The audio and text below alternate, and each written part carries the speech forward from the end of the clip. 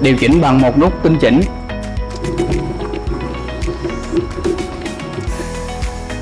Tiếp theo là phần động cơ với cơ chế rung liên tục, thúc đẩy tuần hoàn máu và tăng cường trao đổi chất gấp 2 lần. Với công suất 350W với tần số 2.800 vòng trên phút, người dùng chỉ cần đứng yên hoặc thay đổi tư thế, máy rung sẽ tác động lực lên toàn cơ thể. Những lợi ích của máy rung bụng đứng: tăng sức đề kháng, giảm căng thẳng, hỗ trợ xương khớp, an toàn và không tác dụng phụ. Và sau đây hãy cùng mình trải nghiệm máy rung bụng đứng này nhé.